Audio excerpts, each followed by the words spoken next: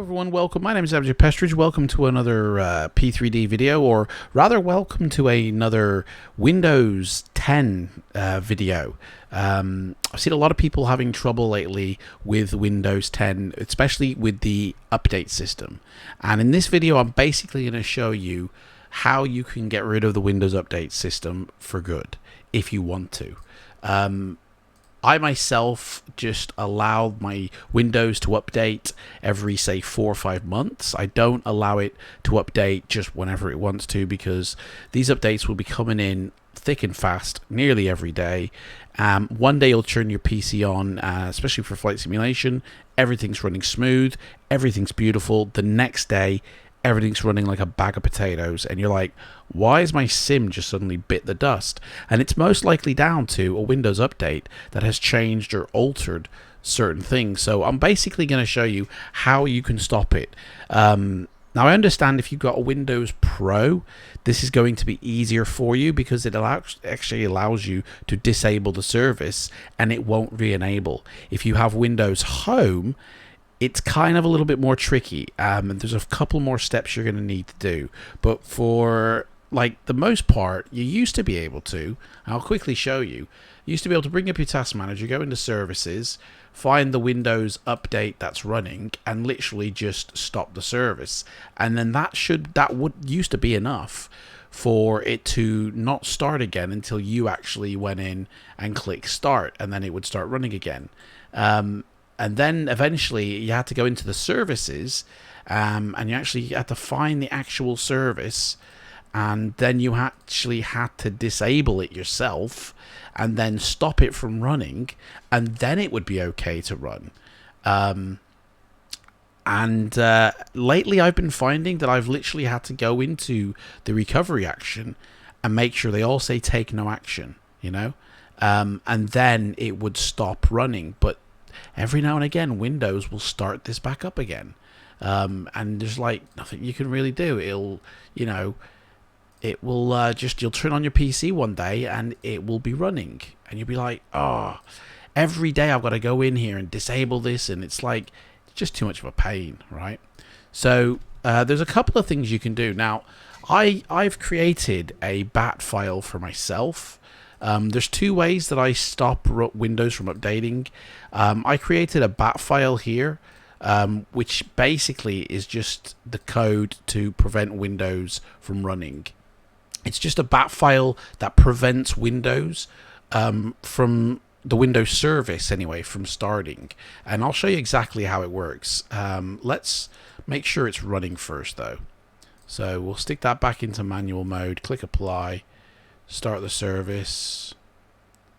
So you can actually see it work, right? Now, all this does, this bat file is, I'll actually show you, is you can do this yourself manually. You don't need the bat file really. Is just open up a command prompt with the administration privileges. Type in a command prompt and literally just type in this line of code here, seconfig. That's the service for Windows updates. Start and disable it, and click enter. Now, when you click enter, you'll either get a denied or a success. It will say success if you've opened it and run it as administrator. It will say denied if you haven't. We've got a success, but obviously it is actually still running. But if I now restart my PC, and now that I've restarted my PC, if we go into the task manager and we go into services, you can actually see it is now stopped. Even with a Windows restart, it is now stopped. So let's see here. There is another way you can do it as well, because if you do obviously need to update your Windows, there is a way you can then start the service again, which is with the code, literally typing in again the code net start wa serve. That will then start the Windows service back up again. If you need to have it running, obviously you need to restart your PC again, and then the service will be back up and running. Now, I tend to just only update my PC sort of every 5 to 6 months or so. I don't let it running all the time. But there is another way you can actually do this to where you don't have to keep typing in things. If you use Process Lasso, my moderator in my Discord showed me a nice little trick here.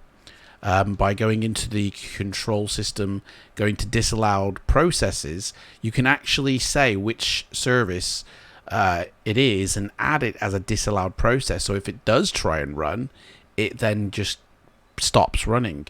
I've put the actual service in as that, so it literally you just like wau